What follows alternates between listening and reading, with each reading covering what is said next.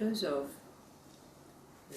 link in our seemingly never-ending chain of stories related to our exploration into the inward, the outward, and connectivity. There are 3 old stories, so let's see how they bring about this completion for us.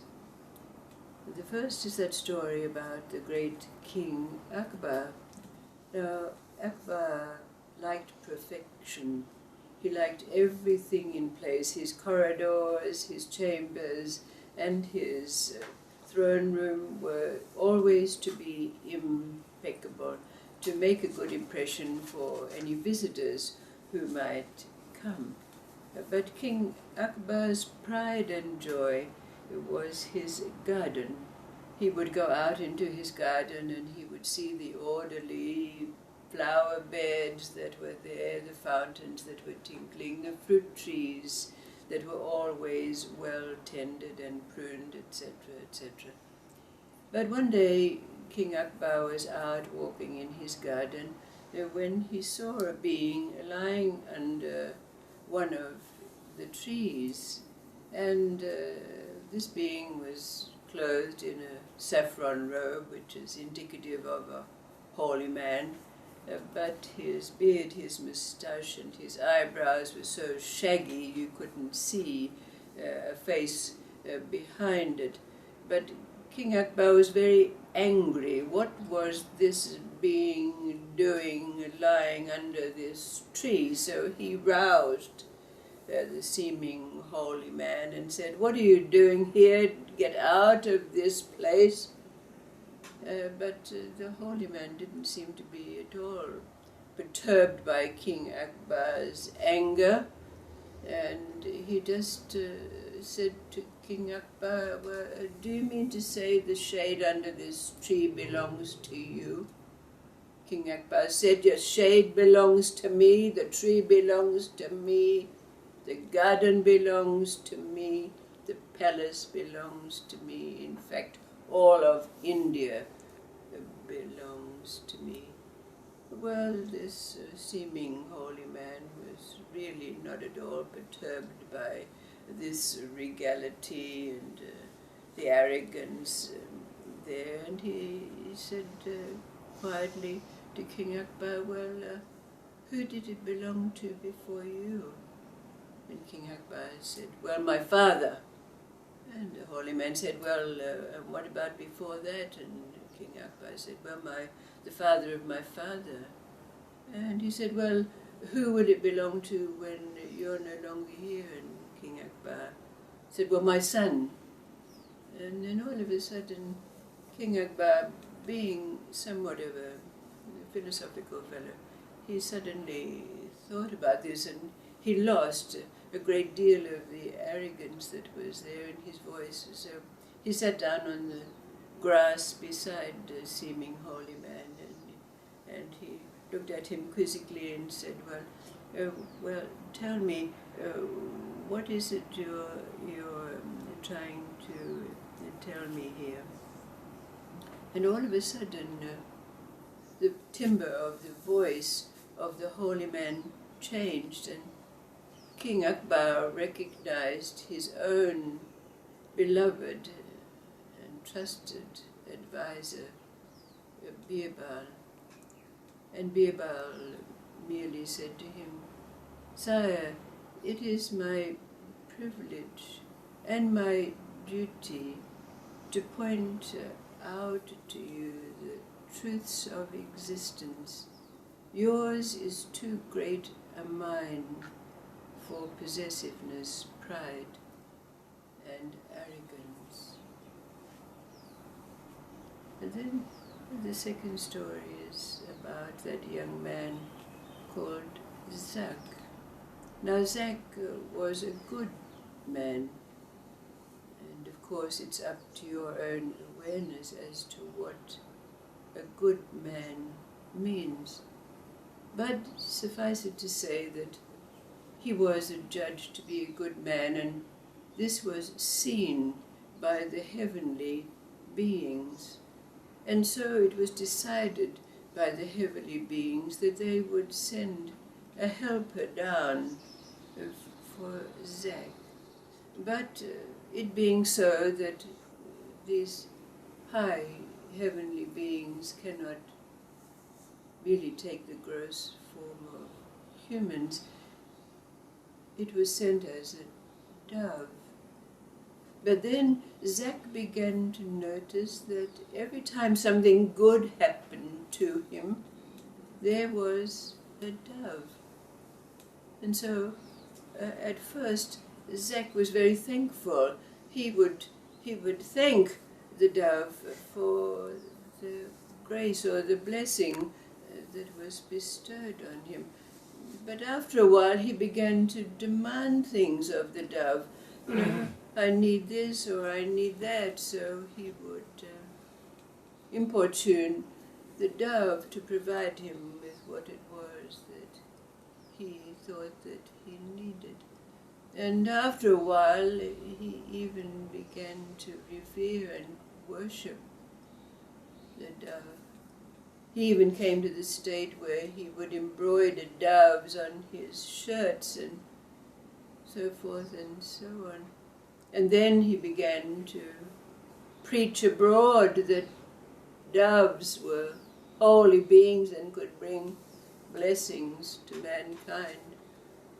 So, of course, when this came to the attention of the heavenly beings, they realized that they were doing Zack a very great disservice, not to mention life and people.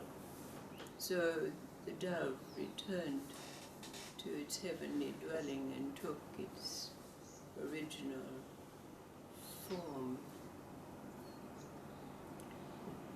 Lastly, there's a story about the young man who was a very personable fellow. He was the son of a widow, and everyone liked him because he was a good person also. But he came to an age when it was time for him to be married, and his widowed mother would often present what she considered a suitable young woman for him to consider as his would-be bride. But he would never accept anyone that his mother brought, saying, "I will only marry an angel."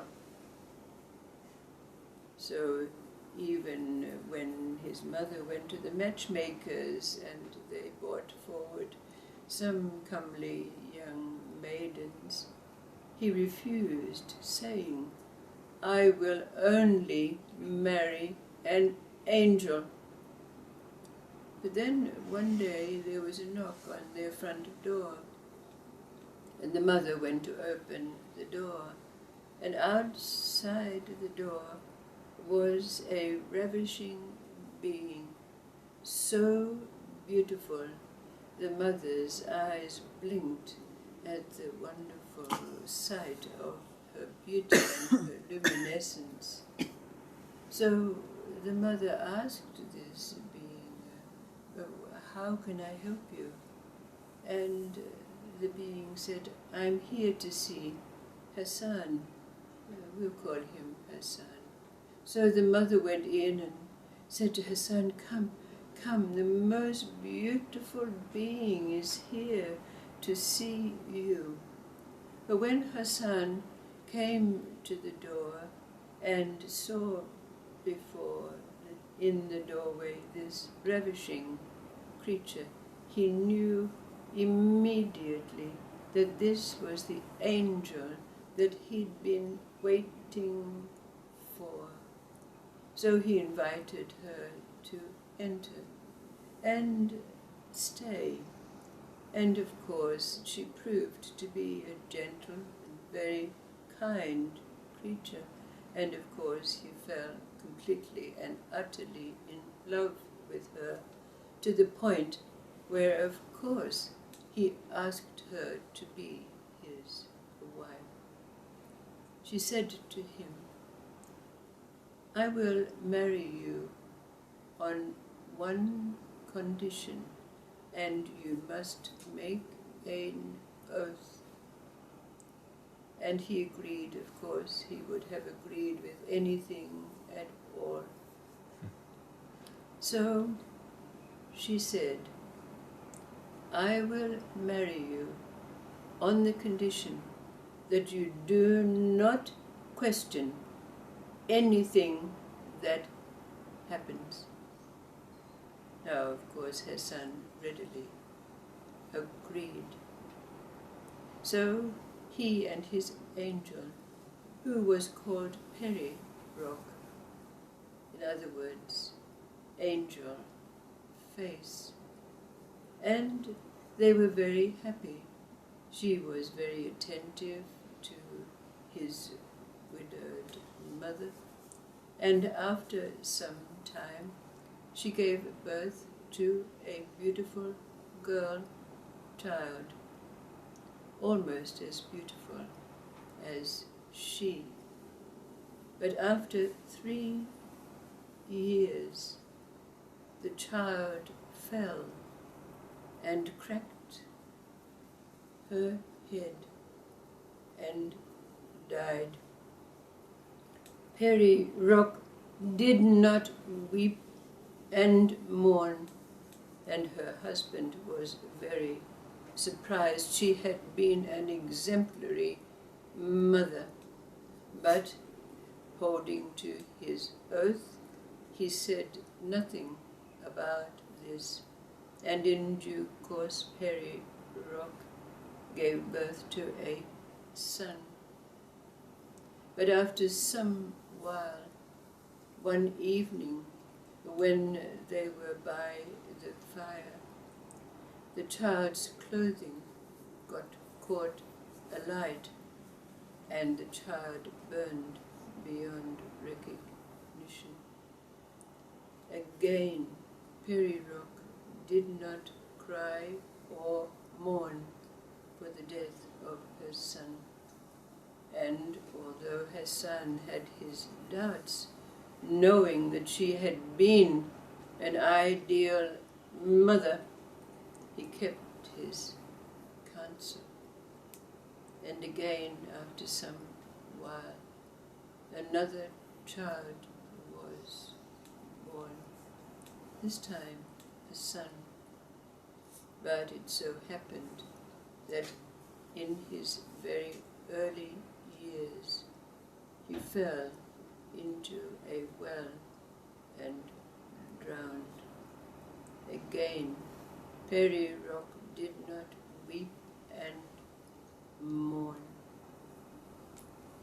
Hassan, of course, again wondered, was it an absence of diligence? She was such a good mother.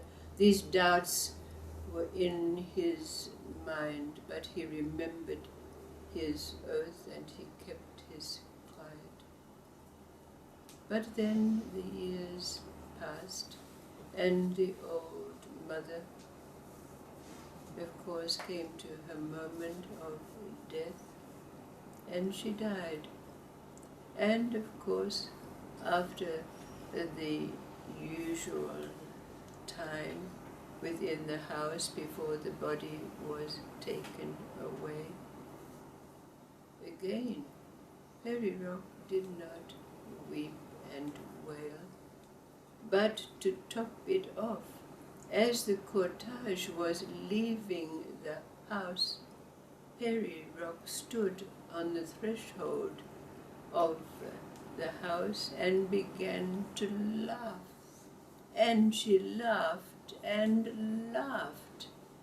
And her son, her husband, was absolutely mortified. He was angry. After his mother was buried, he came back to the house and he said to Peri Rock, "Come, I want to talk to you." And Peri Rock reminded him once again, "Remember your oath. and that which was told to you, that if you questioned anything that happened, I would disappear forever. But Hassan was too angry, so he demanded of Perirok what it was that had happened throughout these years of marriage.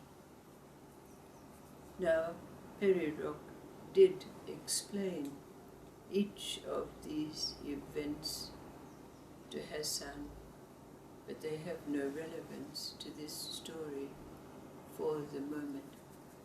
Just suffice it to say that after Perirok explained what it was that had happened during their years together, after this explanation, before Hassan's very eyes, Perirok disappeared, never to be seen again.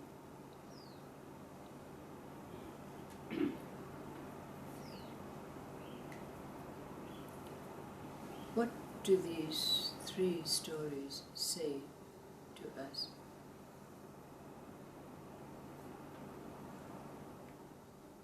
What are those awarenesses that arise to your mind as being the essence of these stories?